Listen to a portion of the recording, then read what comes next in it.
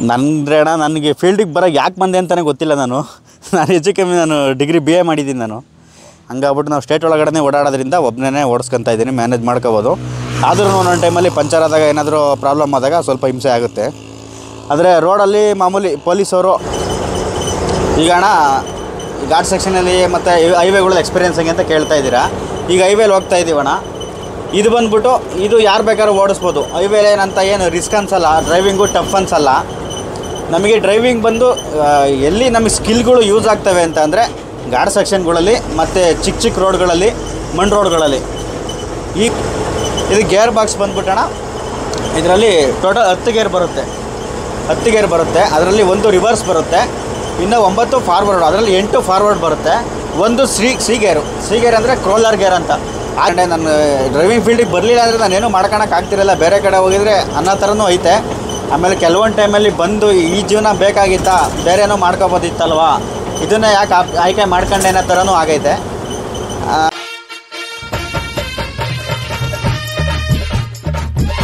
ಇನ್ನೊಬ್ಬ ಬಂದ್ಬಿಟ್ಟು ಅವ್ನ ಜಾಬ್ ಎಲ್ಲ ಚೆಕ್ ಮಾಡಿ ದುಡ್ಡು ಗಿಡ್ಡು ಎಲ್ಲ ಬಾಡಿಗೆ ದುಡ್ಡು ಏನು ದುಡ್ಡು ಪರ್ಸು ಮೊಬೈಲ್ ಎಲ್ಲ ಏನಿತ್ತು ತಕ್ಕಂತ ಇದ್ನಂತ. ಇವ್ನು ಅಷ್ಟರೊಳಗೆ ಎಚ್ಚರ ಆಗ್ಬಿಟ್ಟು ಇವ್ನು ಅವ್ರ ಮೇಲೆ ಹೊಡೆಯೋಕೆ ಹೋಗೋನೆ, ಅಂದರೆ ಅಟ್ಯಾಕ್ ಮಾಡ್ತಿರೋ ತಪ್ಪಿಸ್ಕೊಳ್ಳೋಕೆ ಹೋಗೋನೆ. ಅಷ್ಟರಲ್ಲಿ ಯಾವಾಗ ಇವನು ತಪ್ಪಿಸ್ಕೊಳ್ಳೋಕ್ಕೆ ಸ್ಟಾರ್ಟ್ ಮಾಡ್ದ, ಆ ಟೈಮ್ಗೆ ಆ ಚೂರಿನ ಚಾಕುನ ತಗೊಂಬಿಟ್ಟು ಅವ್ನು ಚುಚ್ಚಿಬಿಟ್ಟು ಸಾಯಿಸಾಗ್ಬಿಟ್ಟವ್ರೆ. ಎಲ್ಲ ಮಾಡೋದಕ್ಕೆ ಎಷ್ಟು ಫ್ರೀ ಟೈಮ್ ಇರುತ್ತಾ ಅಂತ?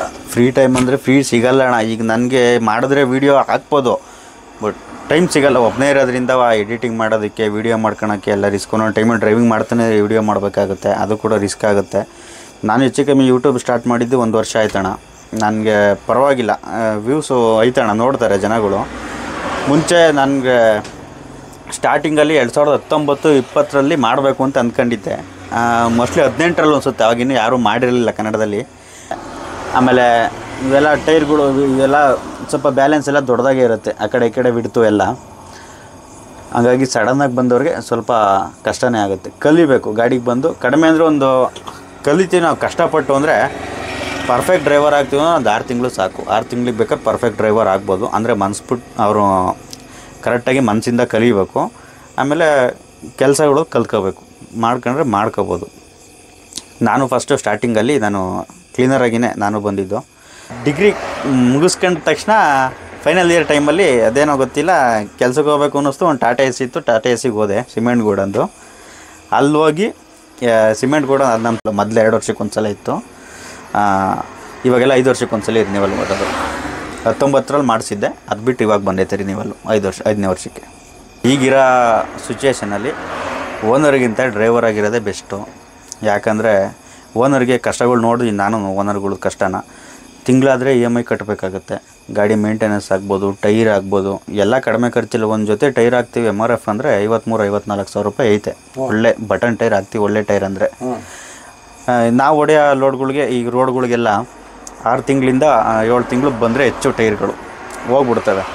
ಆಮೇಲೆ ಇದಕ್ಕೆ 16 ಟೈರು ಒಂದೇ ಸಲ ಹಾಕಬೇಕು ಅಂದರೆ 4.5 ಲಕ್ಷ ದುಡ್ಡು ಬೇಕಾಗುತ್ತೆ.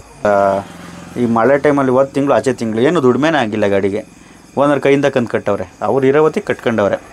ಇಲ್ಲದೇ ಇರೋರಾದ್ರೆ ಏನು ಮಾಡ್ತಾರೆ, ಇಲ್ಲದೇ ಇರೋದ್ರೆ ಏನೂ ಮಾಡೋಕ್ಕಲ್ಲ. ಫೈನಾನ್ಸರ್ ಮನೆ ಬಾಗಿಲಿಗೆ ಹೋಗ್ತಾರೆ.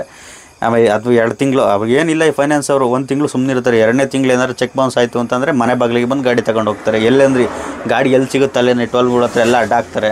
ಅವರೆಲ್ಲ ಗ್ರೂಪಲ್ಲಿ ಇರುತ್ತೆ, ಗಾಡಿ ನಂಬರ್ ಕಳಿಸ್ಬಿಡ್ತಾರೆ. ಕಳಿಸ್ದಾಗ ಏನಾಗುತ್ತೆ, ಅವ್ರಿಗೆಲ್ಲ ನೋಡ್ತಾ ಇರ್ತಾರೆ, ಗಾಡಿ ಓಡ್ತಾ ಇದ್ದು ಪಾಸ್ ಆಗ್ತಾಯ್ತಾ, ಹೋಗ್ಬಿಟ್ಟು ಬಂದು ಬೈಕಲ್ಲಿ ಬಂದು ಅಡ್ಡ ಹಾಕೋದು. ಸಂಬಳಗಳು ಕೊಡ್ದಂಗೆ ದುಡಿಸ್ಕೊಂಬಿಟ್ಟು ಎಷ್ಟೋ ಸಲ 2 ತಿಂಗಳು 3 ತಿಂಗಳು ಸಂಬಳನೆಲ್ಲ ಓಡ್ ಮಾಡ್ಕೊಂಡು ಸಂಬಳ ಕೊಡಲ್ಲ, ಹೋಗು ಏನು ಮಾಡ್ಕೊಂಡಿರೋರು ಇದ್ದಾರೆ. ದುಡಿಸ್ಕೊಂಬಿಡ್ತಾರೆ. ದುಡಿಸ್ಕೊಳ್ಳೋದೇನೋ ಚೆನ್ನಾಗಿ ಹಗಲು ರಾತ್ರಿ ನಿದ್ದೆಗೆಟ್ಟು ದುಡಿತೀವಿ. ಈ ತಿಂಗಳಾಗಲ್ಲಪ್ಪ, ಮುಂದಿನ ತಿಂಗಳು ಕೊಡ್ತೀನಿ ಅಂತಾರೆ. ಆ ತಿಂಗಳು ಆಗಲ್ಲ, ಹೋಗಂಗಿದ್ರೆ ಹೋಗಿ ಕೊಡಲ್ಲ ಅಂತಾರೆ. ಹಂಗೆಲ್ಲ ಕೆಲವರು DL ಇಸ್ಕೊಂಬಿಟ್ಟಿರ್ತಾರೆ. ಕರ್ನಾಟಕ ಚಾಲಕರ ವೇದಿಕೆ ಅದು ಬಂದ್ಬಿಟ್ಟಣ, ಅದು ಡ್ರೈವರ್ಗೋಸ್ಕರನೇ ಇರೋದು. ಅದರಲ್ಲಿ ಗ್ರೂಪ್ಗಳಿದ್ದಾವೆ ಮತ್ತು ಮೆಂಬರ್ಶಿಪ್ ಎಲ್ಲ ಐತೆ. ಆಲ್ಮೋಸ್ಟ್ ನಮ್ಮ ಇಂಡಿಯನ್ ಡ್ರೈವರ್ಗಳಿಗೆ ಅದೇ ಮೇಜರ್ ಆಗಿರೋದು, ಸೊಳ್ಳೆ ಕಾಟ. ಎಲ್ಲರೂ ಸೊಳ್ಳೆ ಕೊಡ್ತಾ ತಪ್ಪಿಸ್ಕೊಳಕ್ಕಾಗಲ್ಲ. ಈ ಕರೆಕ್ಟಾಗಿ ಹೇಳಿದ್ರಿ. ಸ್ನೇಹಿತರೆ, ಕನ್ನಡ ಮಾಧ್ಯಮ ಯೂಟ್ಯೂಬ್ ಚಾನಲ್ ಅಂತ ಇದುವರೆಗೂ ಗಾಡಿ ಬಗ್ಗೆ ಇನ್ಫಾರ್ಮೇಷನ್ ಆಗಿರ್ಬೋದು ಮತ್ತು ಡ್ರೈವರ್ಗಳ ಬಗ್ಗೆ ಆಗಿರ್ಬೋದು ಎಲ್ಲ ಮಾಹಿತಿನ ವಿಡಿಯೋದಲ್ಲಿ ಒದಗಿಸಿದ್ದೀನಿ. ವಿಡಿಯೋನ ನೋಡಿ ಹಾಗೂ ಇವ್ರು ಕನ್ನಡ ಮಾಧ್ಯಮ ಯೂಟ್ಯೂಬ್ ಚಾನಲ್ಗೆ ಸಪೋರ್ಟ್ ಮಾಡಿ ಅಂತ ಹೇಳ್ತಾ ವಿಡಿಯೋನ ಮುಗಿಸ್ತಾ ಇದ್ದೀನಿ. ಧನ್ಯವಾದಗಳು.